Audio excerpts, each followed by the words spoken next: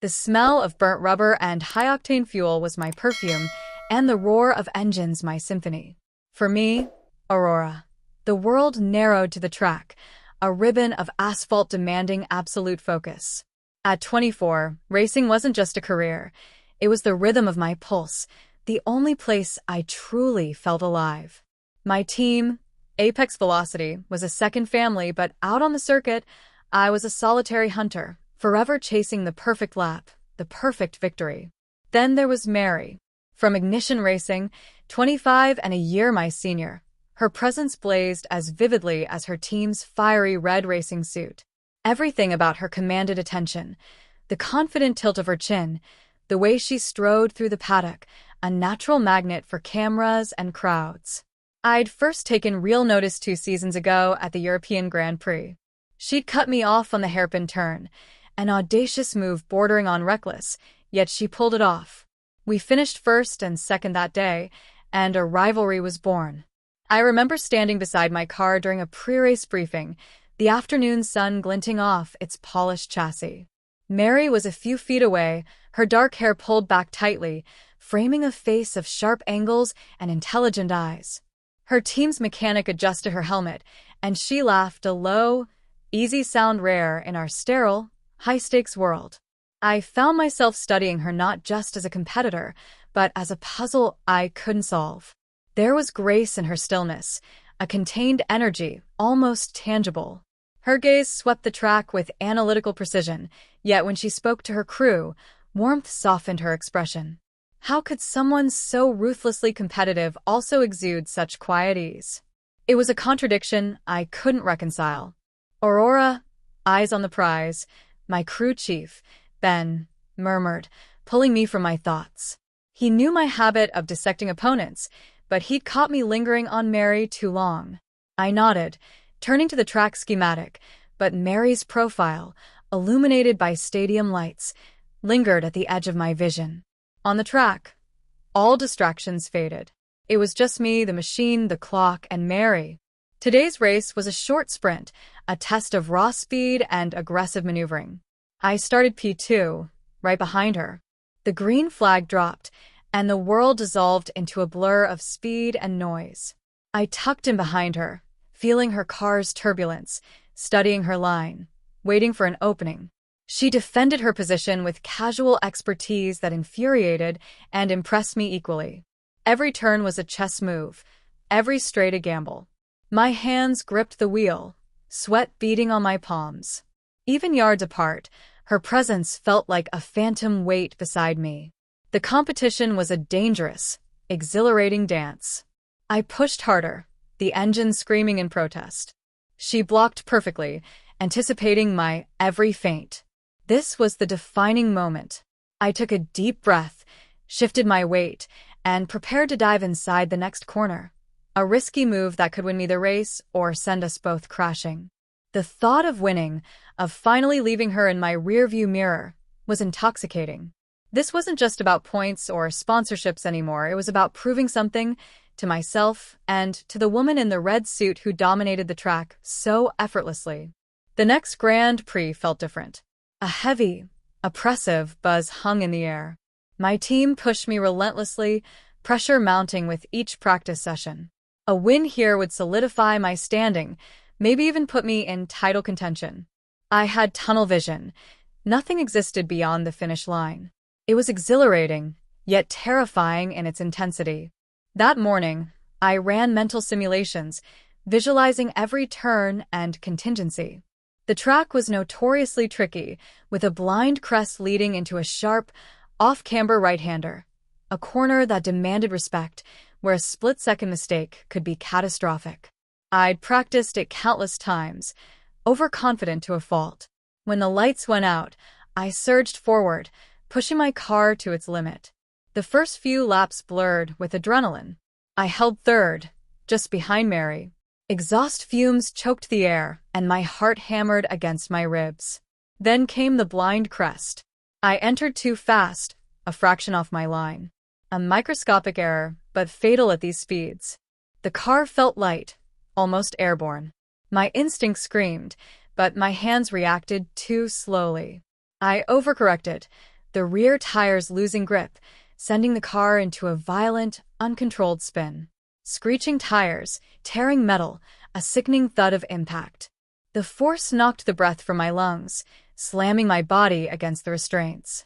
The world blurred into a kaleidoscope of sky, asphalt, and barriers. Burning oil filled my helmet, acrid and metallic. When the mangled car finally fell silent, the shock hit harder than the crash itself. Silence, deafening, ringing silence after the roar. I was conscious, dimly aware of hands on my helmet, shouting voices, distant sirens. My body ached, but the real agony was the cold realization. My race was over. Maybe my season. Humiliation, fear, and crushing failure engulfed me. I lay trapped in the wreckage, the metallic taste of terror in my mouth. They cut me free, checking for injuries. Miraculously, I was mostly unharmed, just bruises and a wrenched shoulder. The medical tent blurred with concerned faces, but the real wound was internal. My mind replayed the crash on a loop. My fatal error, the loss of control, the impact. Later, Ben delivered the clinical announcement. Aurora of apex velocity has withdrawn from the race due to an incident on turn 7. I barely registered his words. My world, once defined by speed and precision, had ground to a violent halt. I retreated to my apartment, a sanctuary turned cage. Silence amplified the crash's echoes. The racing posters on my walls now mocked me. I avoided calls and messages. Talking about the crash was unbearable. I was a driver who couldn't drive, a far more devastating injury than any bruise. Days blurred together, marked only by shifting sunlight. I survived on stale crackers, blinds drawn, phone silenced. Every news report, every social media post, was a reminder of my failure. Facing anyone, especially another driver, felt impossible. I was broken and I wanted no witnesses. Then came a sharp, insistent knock. My heart raced. I froze, hoping they'd leave. The knocking grew firmer, accompanied by a muffled voice. Not Ben, not my teammates. I braced for pity or intrusive questions. Reluctantly, I peered through the peephole. My breath caught. It was Mary. Anger surged. Had she come to gloat? To rub salt in my wounds?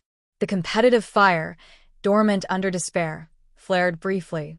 I imagined her smirking, radiating her usual confidence. I wouldn't give her the satisfaction. But when I opened the door, I saw a stranger. Mary wore a simple dark jacket and jeans, her hair loose. Her face held no mockery, only soft, genuine concern.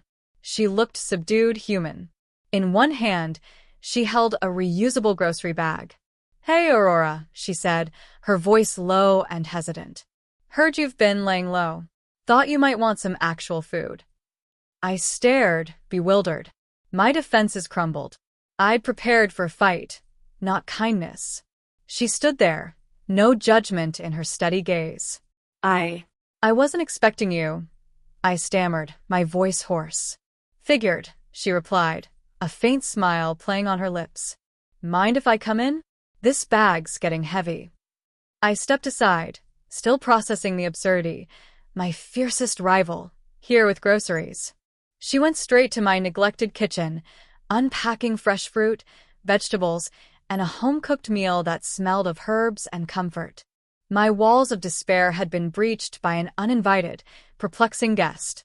Mary didn't linger that first day, but she left the scent of warm food and a baffling sense of warmth. Then she came back, quietly, regularly, chipping away at my isolation. She never pushed or pried. She brought books, coffee, or just herself. We sat in comfortable silence, the rustle of pages or clink of mugs punctuating the calm. It was a new dynamic, free of competitive tension. I started noticing things about her. How her hair fell across her forehead when she concentrated, how her strong hands, usually on a steering wheel, gently held a mug. I saw lines around her eyes, etched by focus and hidden worries. Her presence grounded me, calming my chaos. One afternoon, she placed a small potted succulent on my windowsill. It's hard to kill, she said, smiling. Like a race car driver, I suppose. The analogy resonated, sparking a flicker of warmth, the first in weeks. Over takeout, she spoke of her early racing days, the crushing pressure, the time she crashed during rookie practice and lost her confidence. It's a different kind of injury, the one you can't see, she said, her gaze steady. Her words unlocked something in me. This wasn't pity, it was shared understanding. For the first time, I felt seen. I opened up, pouring out my fear, humiliation, and sense of loss. She listened, calm and unwavering. Weeks passed, and an unspoken connection bloomed. Fleeting glances, a hand briefly on my arm, laughter that lingered too long. I found myself anticipating her visits, comforting yet terrifying. The cutthroat rival was gone, replaced by someone who sat with me in darkness, offering light I didn't know I needed. One evening, as the sun painted the sky orange and purple, Mary sighed. This next race will be my last. I'm retiring. She turned to me, her eyes intense yet tender. I'd really like you to be there. Maybe even race with me if you feel up to it. Her words hung in the air, heavy with meaning. Retirement. Her last race. An invitation to return to the world that terrified me, where she'd become my anchor. It was a seed of hope in my despair. Mary's invitation echoed in my quiet apartment, battling with my fear. The thought of stepping back into a race car sent a cold shiver down my spine. The crash replayed vividly in my mind, a visceral terror. But Mary's unwavering belief was a balm. She never pressured me. Her faith in me was a silent force. She spoke of racing as a shared passion, a bond beyond teams, a dance with the machine, pushing limits not to beat others, but to discover your own potential. She reimagined the track as a canvas, not a place of fear. Days passed in limbo. I stared at the succulent Mary had given me, its steady growth a testament to resilience. I thought of her visits, her calm strength. She saw beyond the crash, beyond the broken racer, to who I was. Could I see that too? The alternative, a life without racing, trapped in these four walls, was more desolate. Mary hadn't just offered a return to the track, she'd offered a return to myself. A shift began. I moved with purpose, glancing at my racing gear with curiosity instead of despair. I stretched, rebuilding strength. The fear didn't vanish, but it retreated from a suffocating blanket to a distant rumble. One evening, as Mary prepared to leave, I found my voice. Mary, I whispered. I think I want to try. She turned, her eyes widening, a warm smile spreading across her face. She nodded, a simple gesture that said more than words. In the fading dusk, a fragile flame of hope ignited. The road back would be agonizing, but for the first time since the crash, I wouldn't face it alone. The decision felt monumental. Mary didn't make a fuss. Her quiet understanding meant more than any celebration. The first trip to the team garage was like stepping into a mausoleum. My mangled car was gone, leaving an empty space that felt like a wound. Ben and the crew were cautiously supportive, rolling out a practice car, a less powerful model for testing, but still a race machine. Climbing into the cockpit was torture. The leather scent, the familiar seat, the buttons and dials, all triggered nausea and cold sweat. My hands trembled as I gripped the wheel, the crash replaying in my mind. The helmet's claustrophobia amplified my anxiety. I felt like a stranger in my own element. Mary stood by the pit wall, a silent anchor. When I pulled onto the practice track, my heart hammered. The first lap was painfully slow, hesitant. Every bend felt like a precipice. Approaching turn 7, the site of my crash, my hands whitened on the wheel. A phantom jolt, a flash of blurred vision. I nearly spun out from panic. I pulled into the pits, trembling, tears of frustration stinging my eyes. Mary was there instantly. "It's okay, Aurora," she said softly. "One corner at a time. One lap at a time. It'll come back." That week, she spent hours with me. She taught me mental exercises, visualizing the track without speed, breaking turns into manageable parts. She shared breath control techniques, turning adrenaline into focus. We walked the track together, her hand occasionally brushing mine as she pointed out asphalt nuances and corner apexes. "You feel it here," she said, tapping her chest, "not just in your hands." Slowly, the terror receded. Each session was a battle, a small victory over myself. The cold sweat lessened, the trembling eased. I found the rhythm again, the dance of throttle and brake, the G-forces pressing me into the seat, now a welcome sensation. I trusted Mary implicitly, a once unthinkable bond with a former rival. Our conversations deepened, sharing fears and dreams beyond racing. Silences in the garage, knowing glances across the track, these became our language, forged in vulnerability and respect. I wasn't just relearning to drive, I was relearning to trust, rediscovering the passion that had drawn me to racing. The road was arduous, but with Mary beside me, it felt surmountable. Race day. The track hummed with anticipation, engines thrumming like a primal heartbeat. This wasn't just another race, it was Mary's farewell and my audacious return. Adrenaline mixed with apprehension and responsibility, my stomach churned with excitement and terror. I spotted Mary across the paddock, her red suit a stark contrast to my team's muted colors. She laughed with her crew, a bright spot in the sea of mechanics. Our eyes met through the crowd. She smiled, a small, reassuring gesture, and calm settled in my chest. It was a silent acknowledgement of the day's magnitude. The final briefing blurred with tactics and weather reports. I focused on my strategy, recalling Mary's lessons. It's not about being fearless, Aurora. It's about acting despite the fear. This was a test of everything I'd reclaimed. Strapping into the car, the cockpit felt different, not a cage, but an extension of myself. The crowd's roar, the final countdown. My heart hammered, but it was a steady rhythm, not a panicked flutter. The start was a controlled explosion of noise and speed. I pushed forward, slotting into the pack, finding my rhythm. The track unfolded before me, each corner a challenge, each straight an opportunity. I channeled fear into focus, navigating turns with newfound precision, refusing to let the crash define me. Then I saw her. Mary, just ahead, her red car a beacon. We locked into our familiar battle, but this time, it was different. No bitterness, no desperate urge to conquer. This was a dance of respect, a dialogue of skill and strategy. She defended her line with grace, yet there was an openness, a shared understanding that made it pure competition. We pushed each other, lap after lap, trading places, every maneuver a tribute to our passion. I felt my old self reemerge, stronger, more resilient. I wasn't just driving, I was flying, releasing weeks of pent-up fear and frustration.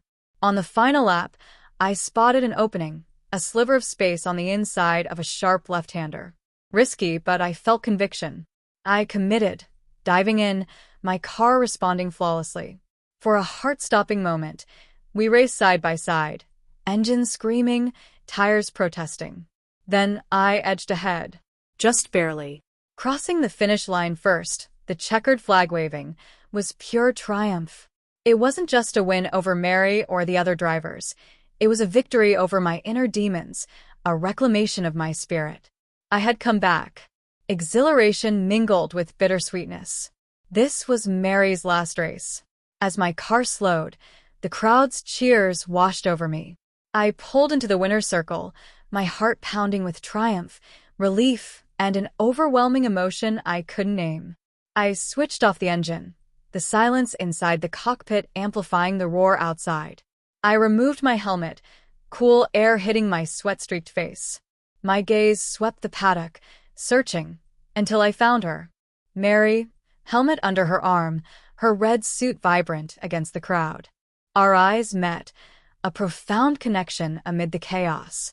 She smiled, a genuine mix of congratulations and something deeper. Reporters swarmed, cameras flashed, my team embraced me. Amid the chaos, Mary and I gravitated to a quiet corner. She reached me as I was handed the trophy. "You did it, Aurora," she said, her voice soft but clear above the din. Her eyes, usually sharp, were warm, brimming with emotion. "We did it," I corrected, my voice thick with unshed tears. The trophy felt heavy, but nothing compared to the unspoken feelings between us. She touched my arm, a light yet grounding gesture. The world faded, the crowd, the lights, the shouts, leaving only us. Our eyes held, a silent conversation passing between us. The air crackled with tension as we inched closer. Then our lips met, a tentative, soft press. It was a moment of profound connection, gratitude, healing, and emergent love born in the unlikeliest of places. A fragile, hopeful beginning. After that kiss, everything felt different. Victory, retirement, weeks of struggle, all faded beside this new, tender understanding. We didn't speak of it directly at first. The moment hung in the air, a powerful, unspoken agreement. Mary's visits evolved into something more. We ventured beyond my apartment, exploring the world outside racing. We wandered botanical gardens, their vibrant colors a contrast to the track's sterility. We discovered cozy coffee shops, talking for hours about childhoods, dreams, and lingering fears. Her hand sometimes rested on mine across the table, a warm, reassuring touch. But the racing world was small, and whispers began. Fellow drivers made casual remarks. Team personnel cast curious glances. Aurora and Mary seemed close, people said, their tones loaded. Media speculated, writing of an unusual bond between former rivals. Pressure mounted. Ben pulled me aside, his brow furrowed. "Aurora, you're making a fantastic comeback. Don't let distractions jeopardize that." He didn't name Mary, but the implication was clear. My parents, usually my biggest supporters, voiced subtle disapproval. "People talk," my mother cautioned, anxious. These pressures reminded us our connection, forged in my healing, existed in a world that might not understand. But this time, we faced it together. I, normally reserved, found strength in defending our bond. I didn't engage in gossip, but I didn't hide. Mary, expressive and protective, shielded me from scrutiny, laughing off nosy reporters, deflecting questions from teammates. We communicated through glances, silences, and the comfort of holding hands. Our bond deepened, built on shared struggle, respect, and emotional understanding. Mary hadn't just helped me heal from the crash, she'd helped me find a more authentic self. The competitive edge softened into a partnership more real than anything I'd known. We navigated this uncharted road together, an adventure waiting to unfold. Months later, the racing season was in full swing. I was back on the circuit, stronger, more focused, fundamentally changed. The crash's fear was a distant memory, replaced by resilience-fueled confidence. My driving was sharper, intuitive, fueled by grounded passion rather than frantic ambition. Mary was no longer in the cockpit, but she was ever present. She transitioned to sports commentary, her calm, insightful voice echoing through broadcast booths during my races. She attended every major event, not as a rival, but as my biggest supporter, her cheers a silent encouragement. External pressures hadn't vanished entirely. Whispers, curious glances, raised eyebrows from those clinging to outdated ideals, but they became background noise. Mary and I stood united, unapologetic. Our relationship wasn't a statement. It was our truth. I reflected on my journey often. Once a fiercely independent, isolated racer, I'd found deep connection and vulnerability that once terrified me. Mary had helped me heal physical and mental scars, unearthing a version of myself capable of love and trust. True strength, I realized, wasn't just about winning races or conquering fears. It was about embracing life's crashes, healing, and finding solace in unexpected places. One evening after a grueling race, Mary and I sat on my hotel balcony, city lights twinkling below. She held my hand, her thumb tracing gentle patterns. The silence was comfortable, a testament to our years of knowing each other, of building this quiet, powerful love. "I used to think the finish line was everything," I said softly, gazing at the skyline. The ultimate goal. Mary squeezed my hand. And now, I turned to her, smiling. Her hair ruffled in the breeze, her profile illuminated by distant lights. Her eyes, intelligent, kind, met mine. Now, I said with quiet certainty, I know the real journey begins far beyond it. Our love story was unconventional, ever-evolving, a testament to healing and life's unexpected turns. We faced the world hand in hand, our bond stronger than societal expectations. With Mary beside me, every winding road was worth traveling. The finish line was no longer the end, but a marker on a longer, more beautiful race, one we'd run together.